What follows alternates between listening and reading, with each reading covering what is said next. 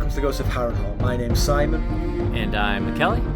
Thank you for joining us for episode 96 of our chapter-by-chapter book review of A Song of Ice and Fire by George Martin. Today we'll be discussing chapter 22 of A Clash of Kings, that's Catelyn 2. And as always, we're going to chat about the chapter, we're going to try not to spoil any future plot points for you, and hopefully we're going to provide you with some entertainment along the way. We will summarise what happened, discuss our thoughts on it, provide some useful background, compare it to the television show, indulge in a little pedantry, and cover some reader mail. Be sure to check out the show notes, they've got some additional information that will help you in particular if you're not reading along with us.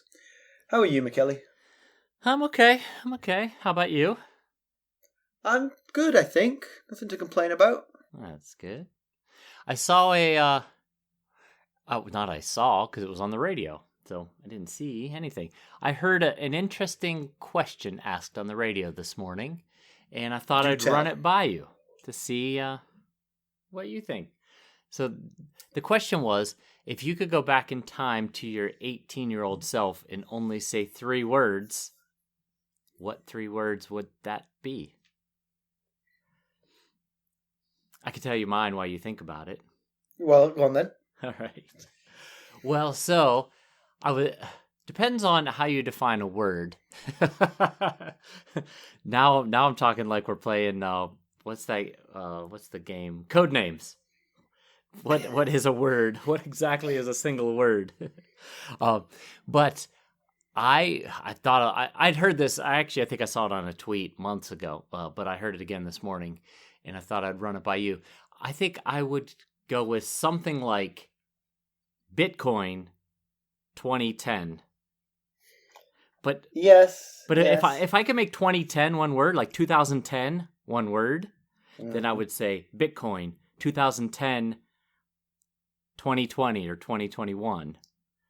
You know, something. Oh, because you need to know when to sell it too. Yes, because I buy it for a penny a piece. I buy $5,000 for a penny a piece. It gets to $10. I'm like, woohoo! I'm selling out. Mm-hmm. So. I have to say, my thoughts also went to the same thing. I thought about Leicester champions. Oh, yeah, 2016 or something like that, because they were 5,000 to 1, I think. Yes, so that would be good odds too. Mm-hmm. I'd have to wait till I was like 46 to place the bet, but you know. Right. But actually, honestly though, I would just say, keep on going, because I have led a charmed life and I have no complaints. Yes, that's true. That you advise too much, you might mess things up. Exactly. It's the whole Macbeth thing. Right. Would Macbeth have murdered his king had he not been told he was going to become king? Yes, that is the I thing. tell my 18-year-old self to bet on Leicester. It might break them. They might not win the Premier League.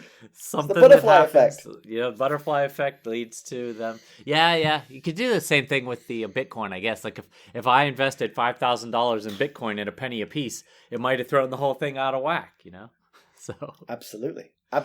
But if it didn't, I'd just have to wait about 10 years, and then I could cash in my riches. Yeah. So I guess that's what I'd tell myself. Well, we have a super long chapter today, don't we? Yes. So we should really crack on. Plus, we're not very interesting. No. We do this mainly for ourselves, make ourselves laugh, which we do plenty before and after we start recording. So it's really not necessary to do it right now. That is true. All right, let's get down to business. How did we leave Cat? It has been a while since we've seen Cat. You notice we're on like Tyrion 5, but this is only Cat 2. Right. So yeah. she has been. We last saw her in her family home of Riverlands. She was debating the wisdom of sending Theon to Pike to recruit Balon Greyjoy, his father, to Robb's side. Since then, her concerns appear to have been vindicated on that score. Right. Balon was not very receptive. She was approving the peace terms to be sent south with Cleos Frey, but not expecting them to be successful. She was willing to trade Jaime for the girls, something Robb definitely ruled out. She was concerned that Robb might do something rash out of frustration at the apparent impasse of the war, and she was hatching a plan with her uncle Brynden to form an alliance with Renly Baratheon. Mackelly, why don't we give him the summary? Okay. Cat awakes from a dream of her family reunited, to stiff bones and a sparse tent. She and crew are headed south to discuss an alliance with Renly Baratheon, King Renly Baratheon, that is. She's ready for a good cry, but girds her loins and dresses. her damaged hand more stiff than usual. Outside, she declined Sir Wendell Manderly's offer of quail for breakfast, preferring porridge, nettle tea, and an increased speed of the meal. She thinks back on how Robb deftly manoeuvred her into accepting this mission, while she felt that her place was with her father in his dying days, with her son Robb to offer her counsel, or back home in Winterfell with her other sons. Robb suggested sending the Great John. She immediately accepted the charge, knowing that the Great John would be a terrible choice for a diplomatic mission. Sure would. She smiles wanly at the memory. She now fears that Robb might march into battle, which she thinks is Tywin's hope. But Robb has layers of schemes going that she doesn't know about. She feels that fate is driving her south, but she yearns to go north. She wrote to Bran and Rickon before she left, but her heart's heavy. Sir Wendell predicts they'll meet the upper Mander River this day, close to where it crosses the Roseroad between King's Landing and Highgarden at a place called Bitterbridge. She's first on her horse. She wants this done quickly, although she's not sure what she'll say to Renly. His claim is so weak, and she hasn't seen him since he was a child. Not exactly old friends. Renly's outriders spot them early, and a force is sent out to meet them. The welcoming committee is headed by Sir Colin of Greenpools. Every conversation is peppered, pretty much from this point forward, with diplomatic jousting. Yeah. Cat's an envoy from the king in the north to see the king in the south. Oh, no, you didn't. He's the crowned and anointed king of all the 7 kingdoms. And that happens a few more times. Sir Colin escorts them to Renly. They reach the outer fringes while still an hour from the river. Renly's host is bigger than Cat imagined. There's lots of listing of banners, but basically it's everyone, or at least almost everyone, from south of the Riverlands. As they get near the center, they hear cheering. A huge area has been cleared for a melee. Hundreds are in attendance. This grand melee is coming to an end by the time Cat gets there, and only a handful are left standing. Handful of contestants, that is. It comes down to the final 2, Ser Loras Tyrell and a big fella in blue armor. It's close, but the unknown wins in the end to the disappointment of king and crowd. Cat asks Sir Colin who the man is and why don't the people seem to like him. Because he's not a man. Her name is, depending on whether you're Roy de Treese or the rest of the world, Brienne of Tarth. According to Renly, she's everything her father promised that she was. King Renly offers her anything within his power to grant as a prize for her victory. She requests membership in his Kingsguard, known as the Rainbow Guard for their rainbow capes and rainbow spectrum armour. The king grants her this request. Cat feels both shock and pity at the sight of the tall, powerful woman, wondering if there's anything more unfortunate in the world than an ugly woman. Cat's ruminations on Brienne are cut short when Sir Colin announces her to King Renly. After the initial surprise, Renly expresses his condolences and promises Cersei's head will be sent to her when he takes King's Landing. There's more Lord versus Grace debate regarding Renly and Robb, but it's quickly put aside. Renly offers Cat his pavilion, as he's using the castle as his home while they're here. After a quick tour around Renly's absurdly opulent pavilion, Cat joins the king and the other highborn on the dais of a spirited feast. The boasting of the untested young men make her about as sick as the overabundance of rich food does. Cat and Brienne begin to debate the effects of winter on nights of summer, when Renly interrupts and asks Cat to walk with him.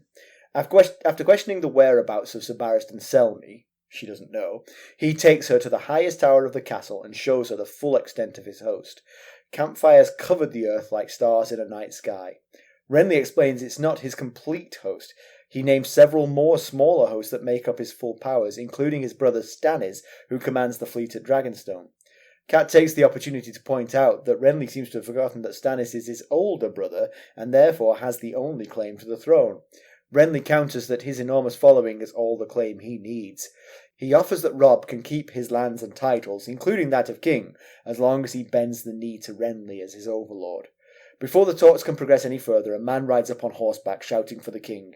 It seems Storm's End is besieged, not by the Lannisters, but by his brother Stannis. Uh-oh. Wow, this chapter has so much going on. It's actually quite a fun chapter. I was kind of excited when I realized what chapter we were reading this week. It only takes a couple of Bran chapters to really make you long for a bit of political intrigue. Yes, or anything. Yeah. Paint drying. No. So it's a hefty chapter for sure. And I don't know, it's been a long time since we've done outtakes, but our summary of that chapter was an absolute debacle. It was. We've almost used up our whole time just to get through that summary. We're going into overtime, people. Due to the magic of editing, our listeners will be spared all of our flubs and mistakes and retakes. So straight on the heels of Bran dreaming about the Reed siblings and the direwolves and falling again, this chapter launches into a cat dream. She's dreaming about seeing all of her family again. Right. And the dream is painfully sweet, family all around her. And waking up from that to the hard reality is not easy.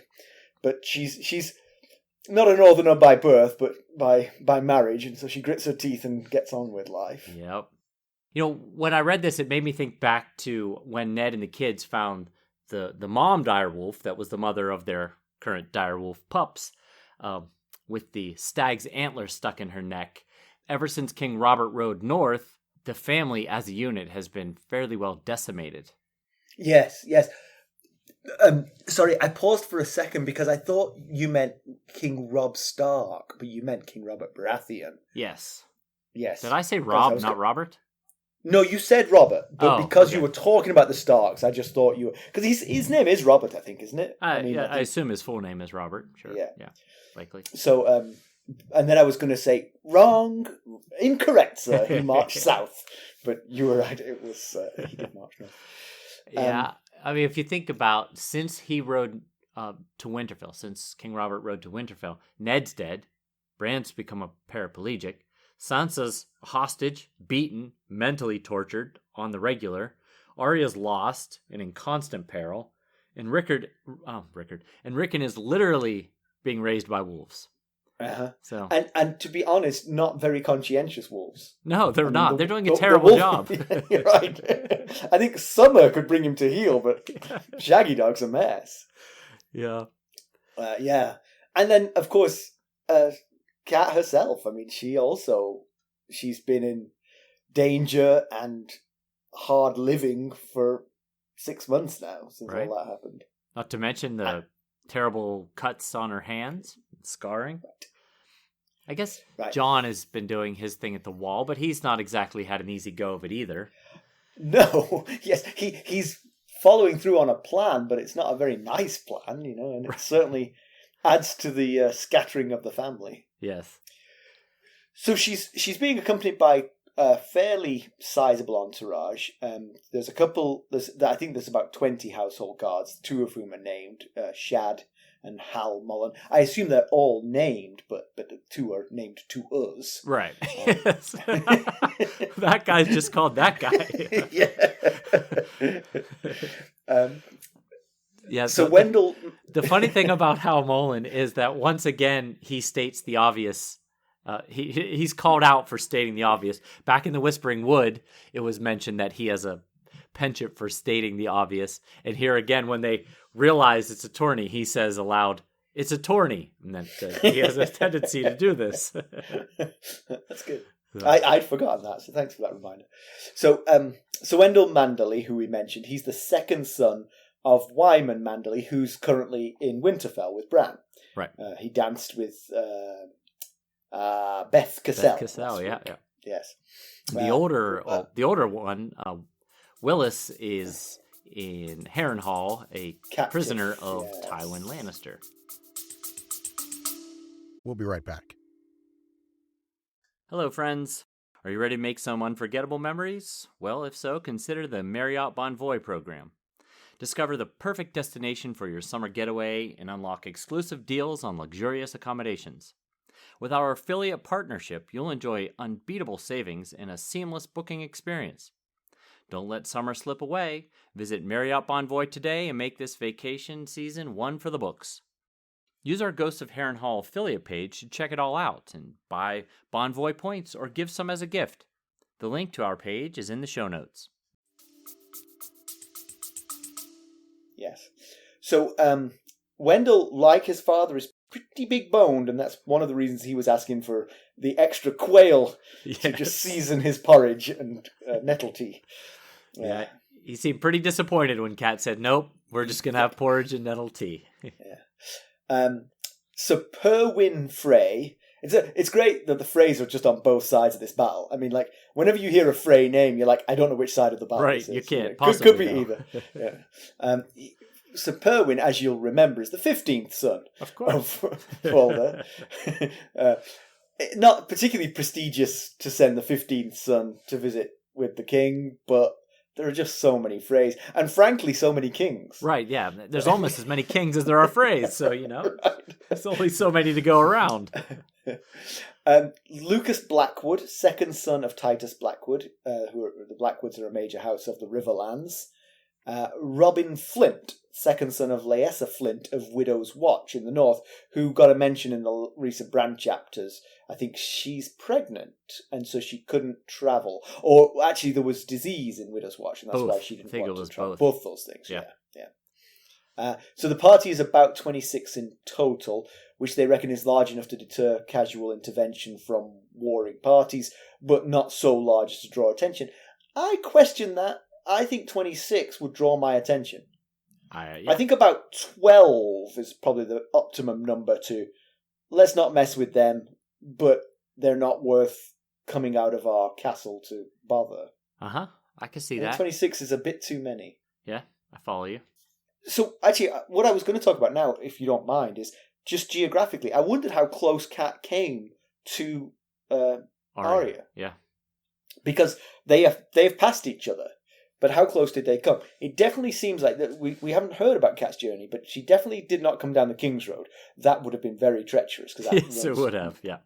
Basically, right through the middle of Tywin's forces. She seems to have, like Arya, come down the west side of the God's Eye. So possibly fairly close at some point. I have seen some speculative route maps of her journey, and they have her considerably further west, like not close to the God's Eye at all. So it's possible that was what happened. It does mention in the story that she crossed the Blackwater, and if you cross the Blackwater, then there's only so far you can go west because it springs up quite far east compared to some of the other rivers. Yes. So she can't have been too far west.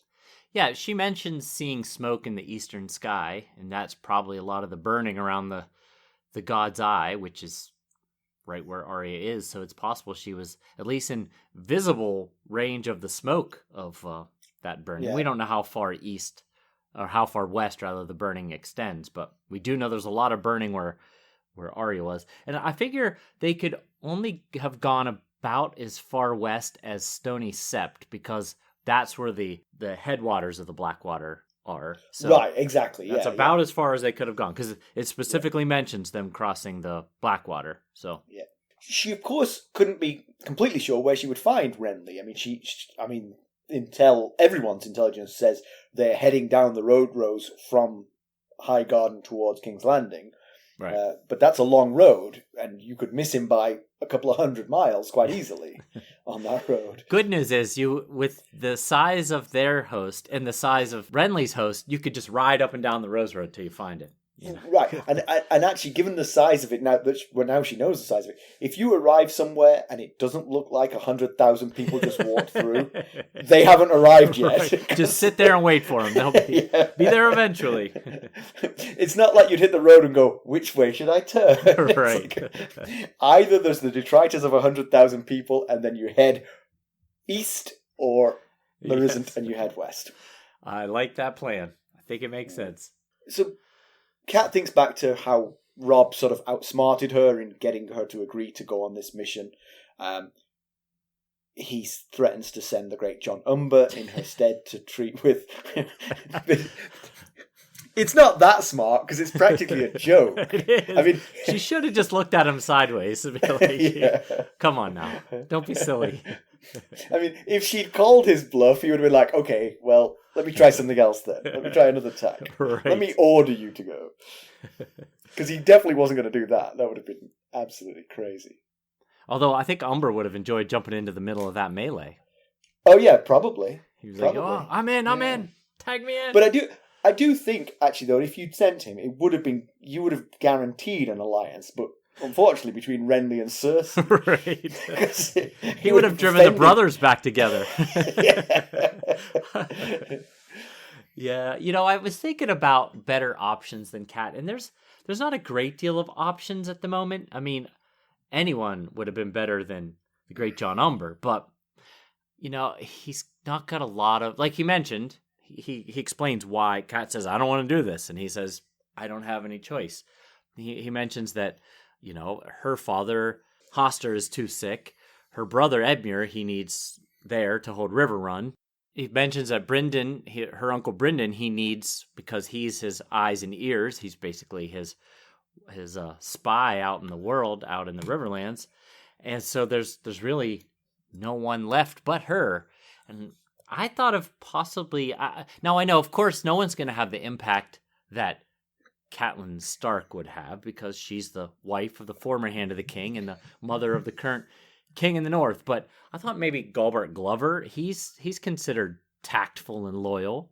Now, of course, we don't necessarily agree with a lot of the decisions being made back at Deepwood Mott without his presence, but I think he might have been one option they could have considered.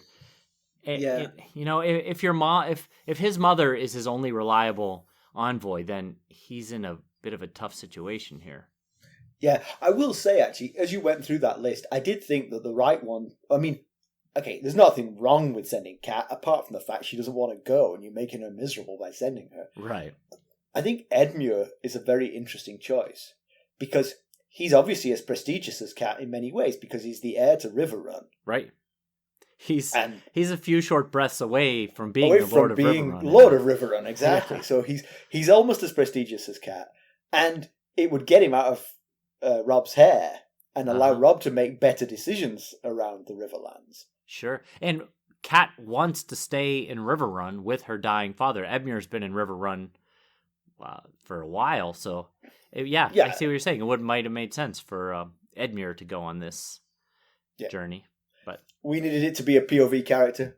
We would have missed all this fun. Yes, that's true. If they'd sent Edmure. Now, Rob, last Cat chapter, did ask Kat to go back to Winterfell to be with his little brothers, and she declined.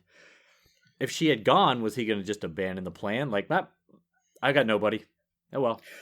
Yeah, if I were Cat, I'd be like, when he says, hey, I want you to travel 1,000 miles south to talk to Renly Baratheon, I'd be like, you remember what you asked me yesterday? I'll go with that plan, if you don't mind. Yeah, so she sent a letter north before she left Riverrun. She sent a letter north to her little boys, Bran and no, I don't forget Rickon. We don't forget Rickon on this show. And she lets them know, I haven't forgot you. It's just that Rob needs me more. And on some levels, that's true. It is good for him to have an advisor who really does just have his best interests at heart. Although, of course, she did push for her girls in return for Jaime Lannister, which might not have been in the best interest of Rob and his new kingdom. But overall, she really, there's no one that's going to have his interest at heart better than his own mom. So yeah, true. But as any parent of a teen knows, as long as mom and dad are there watching over them, the kids are going to be slow to progress to general independence and making their own decisions, whether those be good or bad. They gotta learn to fail on their own so they can learn how to turn those failures into successes. So, maybe it would be best for her to return to Winterfell and let him be King Rob, sans mom. Yeah. Maybe Bran and Rickon are learning to make decisions by themselves. Right. Maybe that's what she's aiming for. Now, I was thinking about it. I was going to say that Ned and Robert didn't have any parental guidance when they started Robert's Rebellion, but they did have Jon Arryn, who was their foster father. So yeah. There was very that. True. I just had a vision of Bran and Rickon in Winterfell, like some sort of hedonistic sort of like opium den. when the letter arrives from her mother, they realise that none of them have learned how to read and throw it away. Oh, man. Yeah, that's a good image. I like it. Yeah. Fairly soon into this chapter, they get taken by Colin of Greenpools, and he takes them into custody and says, I'll take you to King Renly. And she thinks, as escort or as captor. And when I read that, I thought, well, that's another issue with sending your mom, because he thinks both sisters, but we know only Sansa is currently held by an enemy, but he thinks they both are. If Renly decided, he could just take her captive, and if he sends a bannerman, it's not that big of a risk. Right, but then again, that's also the first part of making the peace deal, is that you are making yourself vulnerable to that. Okay. Yeah. You're saying, hey, if you wanted to, you could immediately cause a war with me by capturing my mother and taking her captive. But I don't think you're going to do that. Right. Yeah. Yeah. It's definitely a risk, because he's already got at least one sister in captive by one enemy. There's only right now, 3 other kings, so just needs Stannis to take Rickon captive. Good luck, Stannis. Yeah. So Kat says before she left Riverrun, at this point in the chapter, she thinks back to her leaving Riverrun, and she says a tearful farewell to her father, and she sort of turns the table on what he used to say to her when she was a child. Yeah. He would tell her to wait for him, and she begs her father to wait for her this time. Right. She wants to see him again before he dies. Yeah. He mistakes her, Kat, for her own mother, Minisa, and asks whether or not his girls, Kat and Lysa, are okay, and she basically plays along with him and says, yes, the kids are fine, so as to reassure him and not break him out of it, not make him realize he's 30 years out of date with his news. Right, yeah. Yeah, he's definitely fading fast compared to when, Kat first got there and they had a semi-coherent conversation, and now, he seems to be basically out of it. Of course, I think when she first got there, he was staying off the milk of the poppy so that he could be focused. He was dealing with the pain so that he could be mentally sharper when she saw him. Apparently, he must be pretty heavily dosed up with the milk of the poppy at the moment. Yeah. But speaking of Tullys, we learned that Robb and Kat have reached out to Lysa again and again and again, it seems. I think Robb says, what, have we sent 4 birds to the Eyrie? So we also know that Tyrion sent Littlefinger to get Lysa and the Knights of the Vale on their side. So we've got a tug of war here between with Lysa, between the Starks and Tullys and the Lannisters. Yeah, I think both sides are wasting their ravens. Because the one thing she wants is security and to be out of it, so she's not going to join in on either side, I don't think. But good luck to them. Yeah, when I read it, I thought, did Kat leave the Vale with any notion that Lysa could be swayed? And then I was thinking about what might have changed, what might have happened that Kat would be like, well, okay, let's try it again. And I thought maybe news about their father's vulnerable state, being trapped between 2 Lannisters' armies, and the fact that he's dying might have moved Lysa to action. But 100,000 armed Lannisters pillaging your native lands, right, might also stir the conscience a little bit. You might think. Yeah, the situation has certainly gotten more dire since Kat left the Eyrie, but I don't know. We'll see. We'll be right back. This episode is sponsored by Audible. To get a free audiobook, or 2 if you're an Amazon Prime member, go to our exclusive URL, audibletrial.com/ghostsharrenhal. You can find the link in our show notes. Yeah. So Robb is showing a little diplomacy that Stannis doesn't appear to be careful of. He's reaching out to everyone, trying to make friends, which is good. I mean, and it makes perfect sense. It really does make perfect sense to make a deal with Renly. And Sure. what if I were both sides of this, I would simply kick the can down the road for who's in charge when this is over. Right. Yes. Win the war first, then Right. flip a coin or something. Yeah. Don't say, I'll do this if you will bend the knee. No. Say, yes, let's do this. And then say, when it's over, you say, look, I want my 7 kingdoms back. I want you to bend the knee. And see how that goes. Right. Maybe you can have a brand new war. But in the meantime, at least you're having a war with someone who's fairly decent and noble. Right. Versus the Lannisters. Yes. This war, if 3 of the 4 kings would get on that page, this war would be over. Because there's really no reason that Stannis and Renly should be at odds at this moment. I get it. Actually, I would say I think it's easier for Renly and Robb to not be at odds at this moment. I think Stannis and Renly, I can sort of see how that's a hard hatchet to bury. Well, yes, it should not have happened, I guess, is what I'm saying. Okay, that's true. If you're Renly, you support your older brother.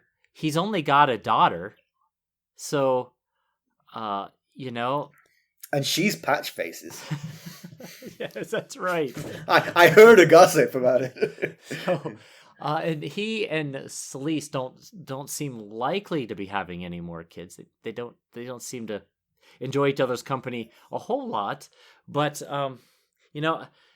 he clearly is not going to get this throne while his brother is alive. There's no point where Stannis is going to say, all right, you win. I'll just be Lord of Storm's End.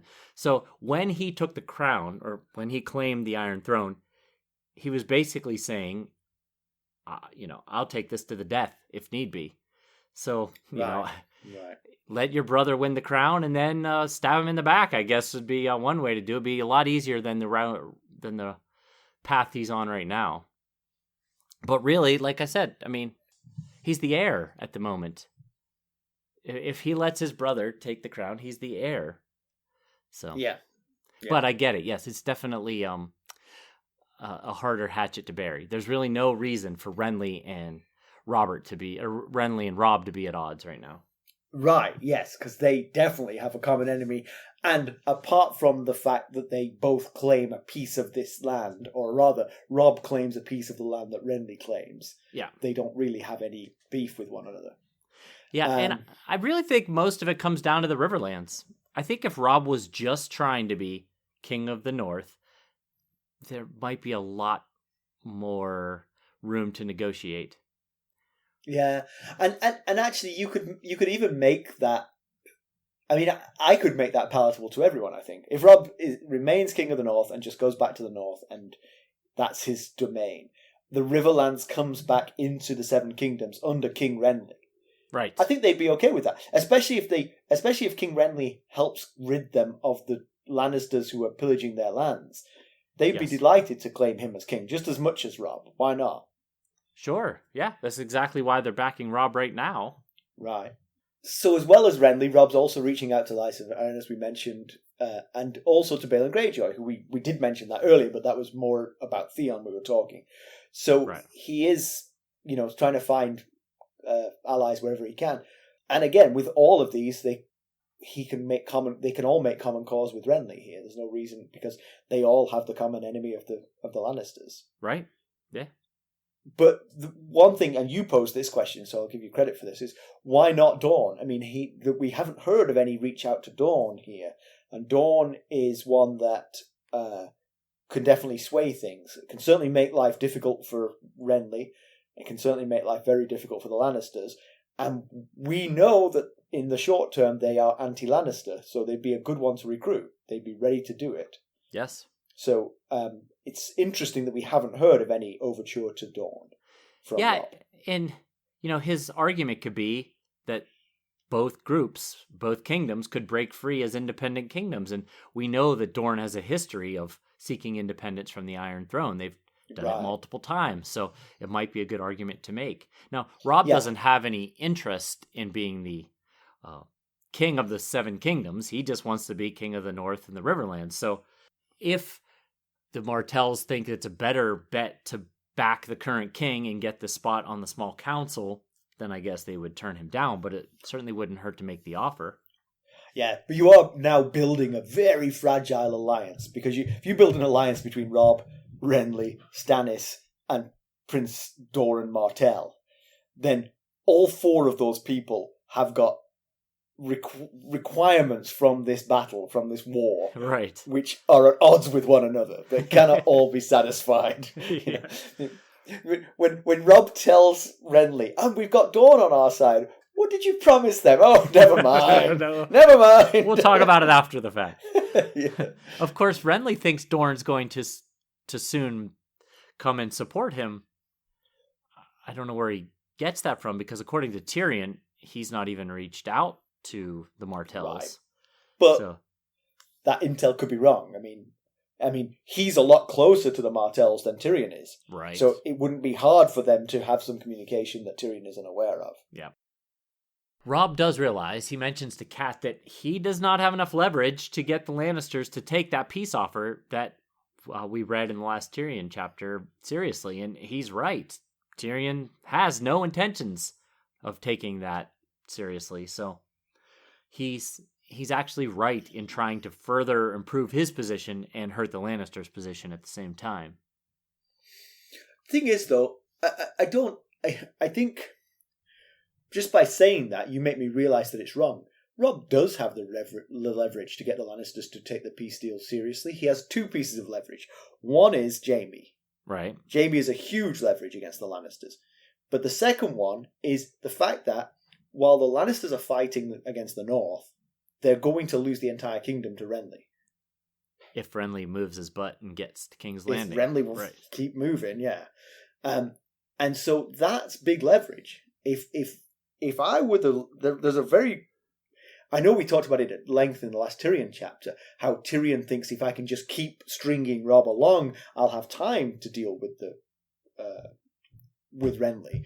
But in actual fact, it would be easier if you got rid of Robb. If you said to Robb, okay, you can have everything you want, just give us Jaime back and you can have the girls back, and you can... I mean, obviously that's a slightly tricky situation. We'll accede to all your demands, but now that's it. No more fighting between us, and right. Give us Jaime back. Yeah, then sure. That would make sense. If they're thinking clearly, that makes sense. Of course, they're human, so emotions get involved and stuff. But true.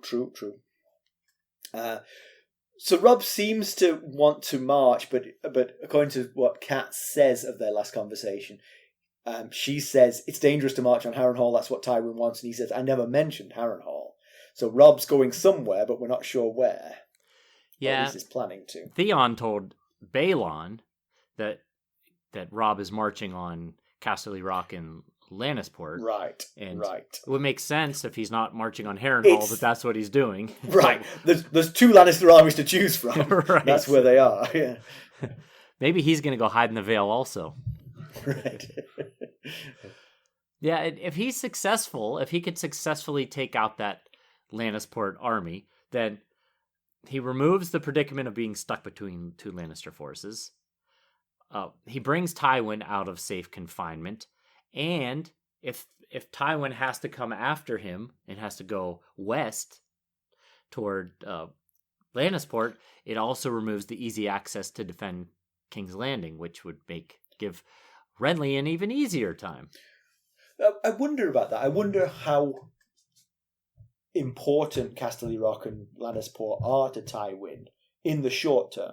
I mean, he presumably has some family there, right, who would be vulnerable, but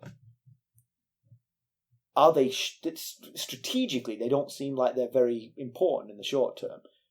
That you could just say, "Oh well, right, we've lost them for now. Let me head south and deal with Renly, and then once I've won that, I'll come back and get my hometowns back." Yeah, sure. Strategically, I agree. They're not as important. It's just the fact that your enemy is now tramping around in your homelands. Yeah. But the cherry on the top with that plan is that he mentions to Kat that his men are bored and thinking of what he calls, rather, hearth and harvest. And doing this gives them an action, gives them something to focus on, something to engage in, and removes that hearth and home thought that they have for a little while. So it's another little bonus. So I don't know about you, but my first impression of Renly as king is somewhat disappointing. Hosting a tourney at a time like this seems incredibly ill-advised. Yes, it does. On multiple levels. Right. Yes, you're injuring people you're going to need to be fighting for you very soon. Right. And it just feels like it's the worst case of, like, falling for the trappings of the office when you need to do things, you know? Mm-hmm. Yeah, exactly. When Cat realizes what's happening, she thinks to herself, real enemies on every side, and half the realm in flames, and Renly sits here playing war like a boy with his first wooden sword, which is exactly, that's a really great analogy there, because he's like, oh, I'm king, I want to throw a tournament, I want to sit as a king at a tournament like I watched my brother do all those years.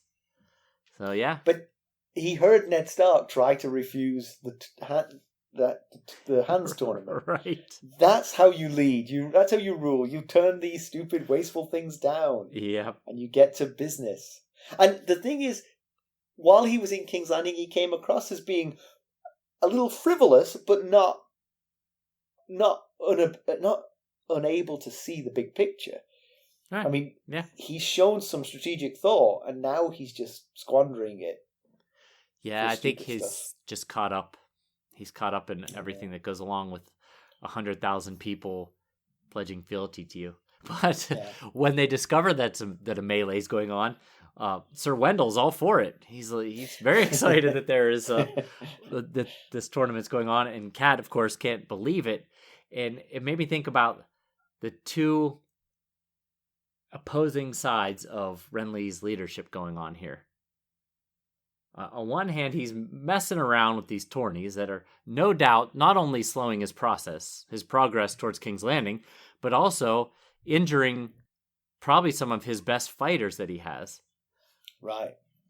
But it's also the very thing that these young, anxious to prove themselves lords and knights are lining up to pledge their fealty to. This is the hot ticket in town. This is where all the cool action is, where the young, hip knights and lords are gathering to earn their glory. But imagine how cool that party could be if it was in King's Landing. It'd be way cooler. Exactly. Right party, wrong destination. Exactly. Yeah. So it is hard to read Renly. I mean, like every conversation he comes across, I mean, even in this chapter, when he talks to... So we mentioned several times in the summary, when Cat or any of her entourage talk to any of Renly's retainers, they have a diplomatic clashing of heads over titles. But Renly completely dispels with all that. He's like, it doesn't matter. He is much more thoughtful and solicitous about these kinds of things, and he cuts through it all. And as we've said many times, he strategically saw the need to get out of King's Landing the day his brother died, which nobody else seemed to see. You're right. Yeah, I mean, he's basically the anti-Stannis. He's charismatic and handsome and easygoing, and mentions that he talks to both highborn and small folk alike with ease. And but the problem is, he's also the anti-Stannis in battle experience and true leadership through hard times. So he was eating juicy rat while Stannis was on the shoe leather. Right. He hasn't known hard times. Yeah, like Crescent said back in the prologue, Renly is good at playing king, and but would he be good at being king is a different story. Yeah. The other thing that's interesting here is something that, and partly this is from watching the TV show. You don't really think of this, but Renly looks just like King Robert. Yeah, not so much in the TV show. Not so much in the TV show. And actually, that was true, because in the TV show, by the time we saw Robert, he'd grown fat, and whereas Renly looked like what he was supposed to have looked like in his pomp. Yeah. Right. But Cat, of course, remembers Robert in his pomp and sees Renly in his crown and is just like, it's Robert come again. I mean, yeah, a ghost in a golden crown, she says. Yeah. And that certainly can't hurt. His popularity as an Iron Throne claimant, especially here in the South where Robert's from. Well, not necessarily true, because Robert was a disaster. Well, yes. But he did win the crown. So right, he did win the crown, yeah. Yeah, and he definitely seems to have sort of like matched Robert's gregarious nature and looks, but does he have the ability to curb it? I mean, this throwing a tournament halfway along the road for no reason seems to me to be a very Robert Baratheon thing. Post-crown winning, yes. Post-crown winning, exactly. Robert was like Stannis before he won the crown. Right, he was laser focused. Yep, yeah. But, and then we throw the third brother in the mix here, and Stannis is just lame, boring, uncomfortable to talk to. He's unbending. He's basically no fun. These young knights and these young lords don't want to back that kind of king. They want to back the fun, chivalry-driven, honor, let's go make our glory. These are untested. These are knights of summer. They want to go out and make a name for themselves and get themselves into a song. They're not going to back Stannis. What's your opinion on this then? Just that, knowing that much about the two brothers, which one do you think makes a better king? Oh, they both have such flaws such extreme flaws. I think when the realm is calm, Renly might make the better king. Because when the realm is calm and everybody's doing what they're supposed to do, as long as Renly doesn't drink himself into a stupor and spend the crown into debt, I think he has a way of getting people to rally to him. I think that would be helpful. I think Stannis would make an okay king when the realm is calm, because he wouldn't have to be unbending and unyielding as much. Right. Yeah. Yeah, I mean, the one thing is, of course, Stannis is thoughtful. And as a thoughtful person, he might appoint very good deputies and ministers to do the things, to do the governing of the realm. Better, perhaps, than Renly. Okay. Although Renly might be a little bit lazy, and so he also might appoint very good ministers and deputies to do the... So maybe that doesn't matter too much, and then maybe it really does come down to the personality of the person in charge. And I can certainly imagine Stannis being the kind of person to keep looking for wars, even when this war was won. Possibly. He'll fight it until the day he dies.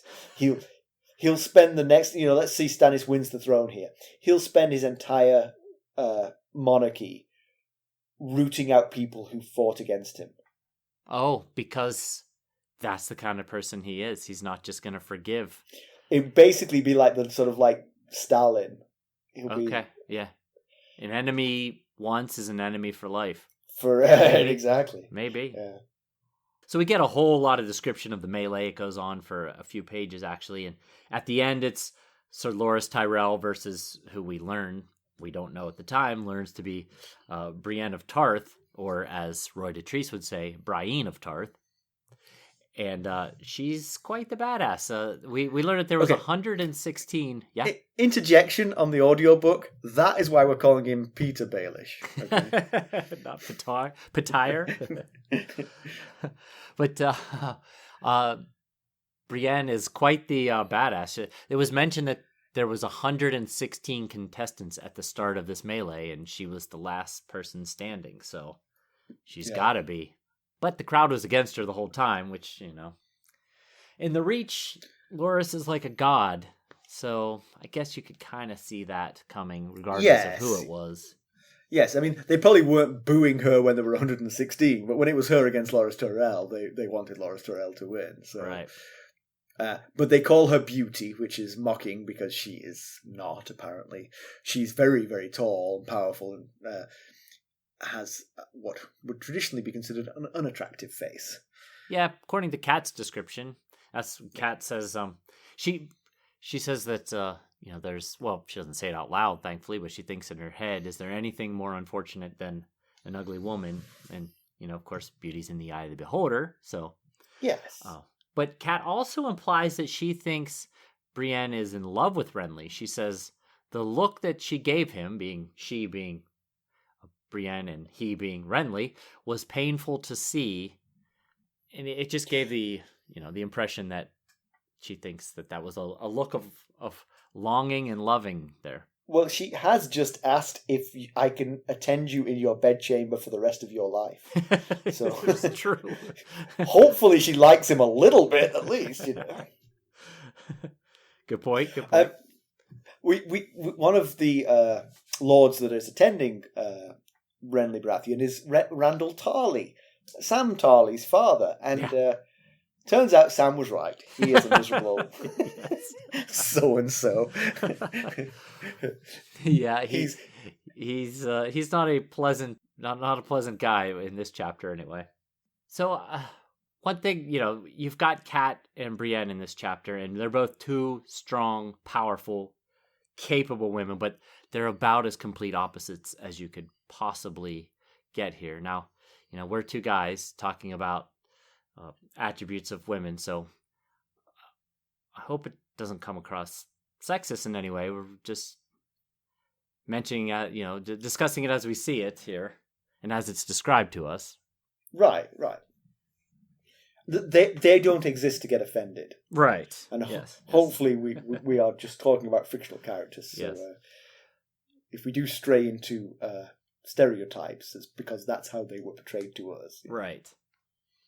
Yeah, so we've got Cat, and now we've known Cat for a while now. She was in the second chapter of A Game of Thrones, and she mostly embraces the role as a female in this feudal society, and confidant to her son Robb and Ned. We've seen her steer how to get the things she wants through suggestions and pointing out facts, such as when she got Ned to agree to go. She wanted it to be his idea, basically, so she just kind of kept steering him until he realized, oh, I do have to go south with King Robert, which he didn't want to do, and she did want him to do. But we've also seen her use her status as a woman to benefit when necessary, such as here she tells Renly she doesn't know about Robb's war plans because she doesn't want to divulge that information, and she says it's because she doesn't sit on his war council, which she does know exactly.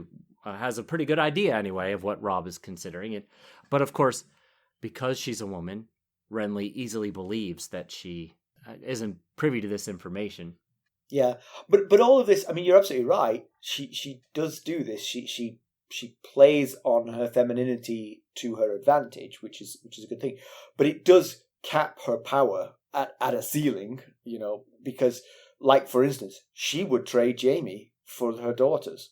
But she's never going to have the influence to do that. It's kept from her because she doesn't truly have the power. Yeah. And so that's both the pro and con of what she's doing.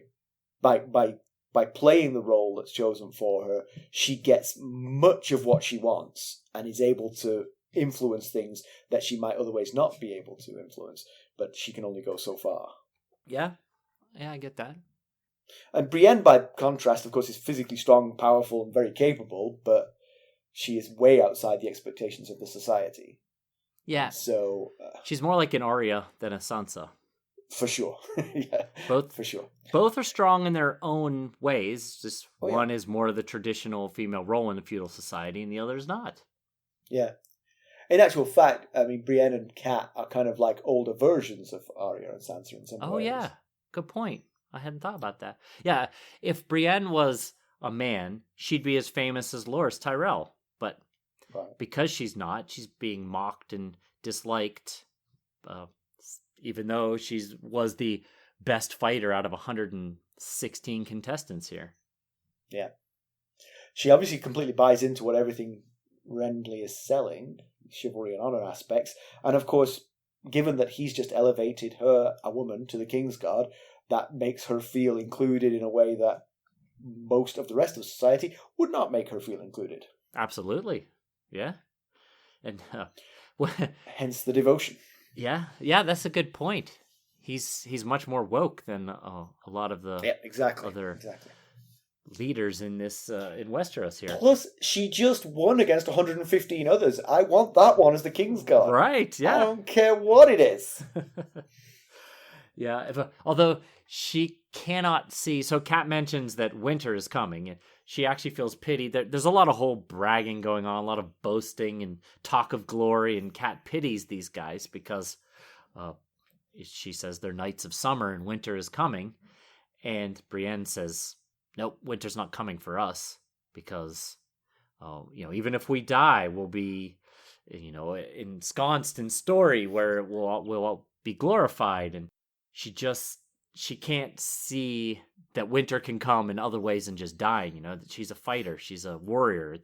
It's die or survive. And Cat, of course, bracing her Starkness, brings up winter is coming. So, I also think that Brienne, at least at this point, and maybe her character will develop, she is the quintessential young knight. I mean, she just wants glory. She does not think about any of the things that Cat thinks about here. She just thinks about the glory of battle and fighting for the honor of your king. And, right. That's absolutely. Were she not female, it would be barely worth mentioning her as a character here because she is so one-dimensional in that respect. So far. Yeah.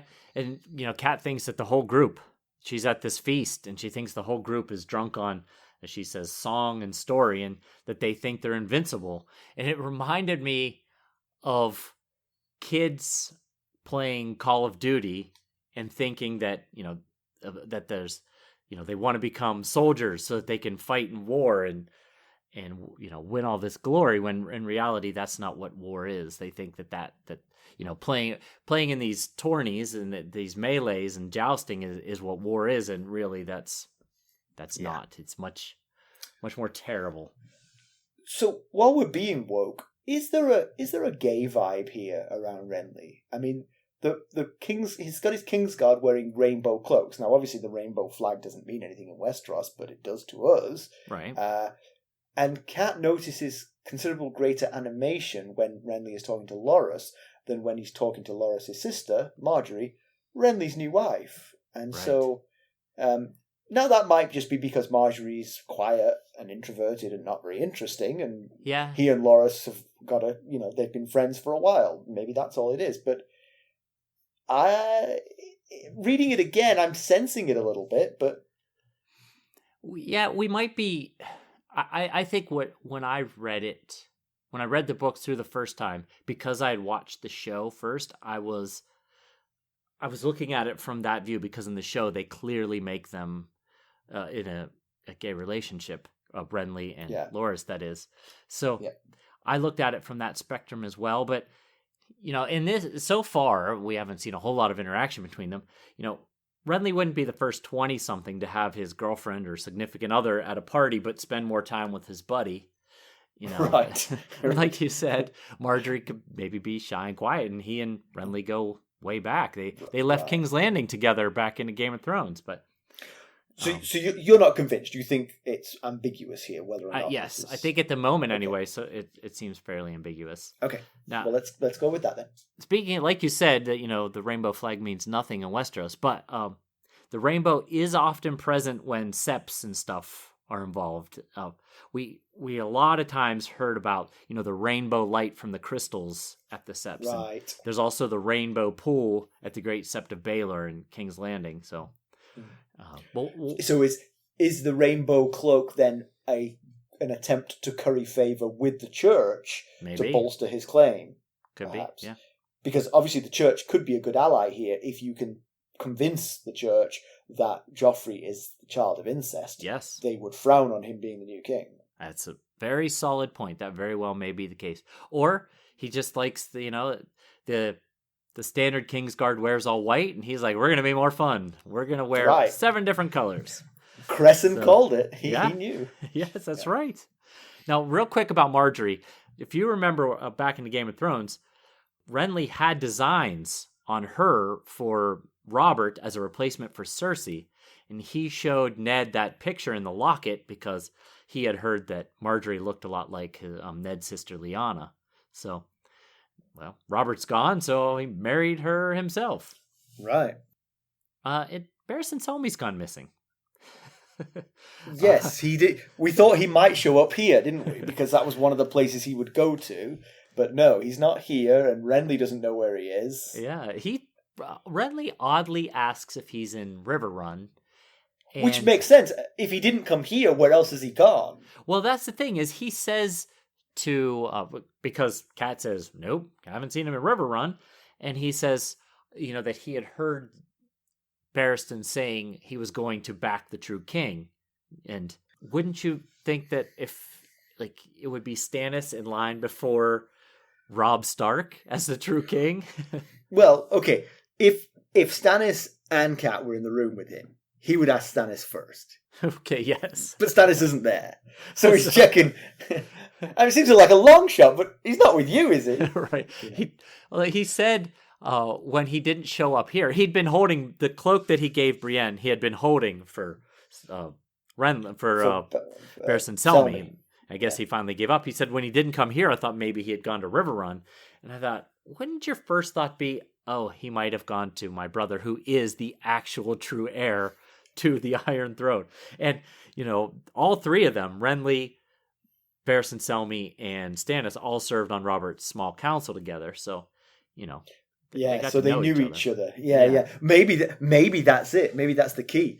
He knew that Barristan Selmy thought Stannis would be a terrible king. That could be. From their time together. I'd rather go back to 15-year-old kid from the north than that guy. Who's got no claim on the throne. But I'm going to call him the true king and make it so. Yeah. So Renly takes Catelyn to the top of the tower, and the cook fires stretch for miles and miles. This host is amazingly large and spells serious trouble for King's Landing. Yes. I mean, if nothing else at King's Landing, this kind of force could easily starve them out. And oh, yeah. They're already starving. It wouldn't take an awful lot. Put a blockade up around the city, and we know how ripe the people inside the city are for a change here.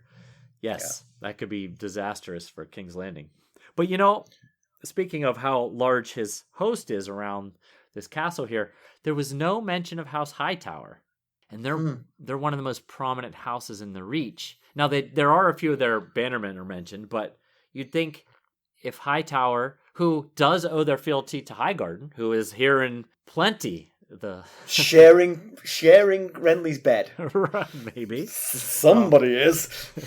But you would think, if they were providing their full backing of Renly, they would have sent their own men, not just have some of their bannermen. Yeah, that's interesting because it does seem like the host is so big, you just assume everybody's there. But there are some chinks in the armor. The Hightower's missing. The Red Wines are not there because the Red Wines' two heirs are captives at King's Landing. Yes, Horus and Hobber. Horror and Slobber. Yeah, so Sansa would say. And I was thinking maybe that's what, because he's telling Cat about how, this isn't even my full army. I've got 10,000 back in Highgarden, and Dorne will be joining me soon. And don't forget my brother Stannis has, the fleet at Dragonstone. And I thought, why? Who are you trying to fool? It's very obvious that your brother is not part of your force here. And I thought maybe that's why he mentioned Stannis, just to give off the idea that he had a navy as well as a land force, trying to impress her even more. Yeah. It didn't work. No, definitely not. So Renly basically offers Robb the titles, lands, honours, including the title King of the North, because it's all superficial. Because what he wants is Robb to bend the knee, and therefore Renly would be the king of Westeros, of the Seven Kingdoms, just as Joffrey has been and Robert before him. So, it could happen. I mean, maybe that's enough for Robb. Maybe to be the king of the North, but only in name. Yeah, right. I mean, again, Robb's only at war because the Lannisters murdered his father here. Yes, he's got to really decide. That was the original reason for starting this war. Is that okay to end the war? Decimating the Lannisters is enough, yeah. Yes. It should be. Right. Yeah. Going into a second war with your allies doesn't seem like a great idea. Yeah. So the chapter ends with the news that Stannis has besieged Storm's End. So Stannis has left Dragonstone, it would appear. Yes, right. But it's an odd choice because you assumed that when his navy did leave Dragonstone, they'd be heading for King's Landing, but instead he's headed to Storm's End, which is not a million miles away, but it's not the right direction. No. But I guess it also strategically it might be a good move, because if you attack King's Landing purely from the sea, you might be vulnerable to, for instance, 7,000 pots of wildfire. Yep. But if you land at Storm's End and build an army, then you can attack by land and sea, and then you become a lot more of a dangerous force. Yeah, but good point. it does bring to a head the conflict between Renly and Stannis. That didn't have to come to a head. If Renly attacked by land and Stannis by sea, they could have the fight with the Lannisters first and then decide to have their secondary fight. Exactly. But landing at Storm's End and besieging Storm's End brings that one to the forefront now. You've switched the order of these conflicts. Yeah, you wonder if it's to the benefit of only one person. And exactly. Does nobody... There's like a perfectly ripe apple sitting directly in front of all of them in the shape of King's Landing, and nobody wants to reach out and just grab it. Okay, so to background, what do you got for us? Background. So this chapter takes place in an area known as Bitterbridge, where the Roseroad crosses the Mander River. Now, both bridge and the castle are called Bitterbridge, but they were once called Stonebridge. The name change occurred because of a battle between the Faith Militant and King Maegor the Misunderstood Targaryen during the Faith Militant Uprising. The battle at Stonebridge was one of the first major battles between the Faith Militant and the Targaryen king. The Faith Militant host was led by a man named Wat the Hewer. He and his force of 9,000 tried to cross the Mander over the Stone Bridge. However, they were caught between 6 different royalist hosts. The Faith Militant host was primarily untrained and undisciplined smallfolk known as poor fellows, wearing not much but boiled leather, rough spun, and scraps of rusted steel, and their weapons left much to be desired, consisting mostly of just woodsman axes, sharpened sticks, and farm implements, so the chances were not good against the knights of the Targaryen armies. And with the poor fellow forces divided by the river, they were annihilated. It's said that the carnage caused the Mander to run red with blood for 20 leagues, and from then on, the bridge and castle overlooking it became known as Bitterbridge. Now, Wat managed to kill half a dozen lords, including Lord Meadows, who was the commander of the king's army. But he was eventually taken alive and delivered to King's Landing in chains, and as you might have guessed, Maegor did not treat poor Wat with much kindness. He had Wat's limbs cut off with his own axe, but it didn't end there. Maegor had his maesters keep Wat alive to watch Maegor commit yet another marriage that violates the beliefs of the Faith of the Seven, his marriage to his third wife, Tyanna of the Tower. I do feel that we should perhaps occasionally not call Maegor the Misunderstood, in case people have lost the fact that he is Maegor the Cruel, sort of by canon. Only on our podcast is he known as Maegor the Misunderstood. Yeah. So also, House Tarth. Brienne is from House Tarth. It's a noble house of the Stormlands. They rule the island of Tarth from their seat, Evenfall Hall. The island sits in the northeast part of Shipbreaker Bay, controlling the Straits of Tarth between the island and mainland Westeros to the north. The Lords of Tarth call themselves the Even Star. Their sigil, which gets a quick description by Catelyn, is quartered yellow suns on rose and white crescent moons on blue. Their words are not known. Comparison with the television show, this is all pretty well captured, actually. Cat's party is smaller. We do see Brienne of Tarth winning her battle. She doesn't damage Loras's pretty face, so that's for the good. She does want to be a member of Renly's Kingsguard, and pretty much it's all pretty carefully captured, even down to Renly showing off his army to Cat, so she knows. Okay. So this is all very much in line. Well, it was a good chapter, so I'm glad they kept it in the show. Yeah. Pedantry? Well, I just had one little thing that struck me as odd. So when Renly is telling Cat, you can have my pavilion, I'm taking Lord Caswell's castle while I'm here, so I don't need it. And he says, this is a farewell feast. I'm sure Lord Caswell is happy to see my hungry host leave. And Caswell says, not true, my lord, my grace. What's yours is mine. And Renly says, well, you're lucky I'm not my brother Robert, because he took those kind of things literally when he visited. And he said, do you have daughters? Lord Caswell said, I have 2 daughters. Then Renly says, well, then you're definitely lucky I'm not my brother. But, that implies that he would have probably deflowered one of his daughters. I get the implication. Yes, okay, just making sure. But Cat describes Lord Caswell as a wispy young man. So how old could his daughters possibly be? I'm picturing them as children. So I think that would make sense what you're saying. Of course, Renly didn't ask how old they were, so Renly's actually just spreading vile rumors about his older brother instead of to build up his terrible rumor to spread there. Yeah, I take your point. News and notes. Do you have a review for us? We do a review. I knew this was going to be a long chapter, so I picked a fairly short review, but still, it's very positive review, and we very much appreciate it. It's from Shrubachop. Is that how you pronounce that? Shrubachop on Apple Podcasts, and it's titled "Best A Song of Ice and Fire Podcast Out There." So just right there alone is right. all that needs to be said. And exactly the review says, "Title says it all. These guys are funny and go in depth without spoiling.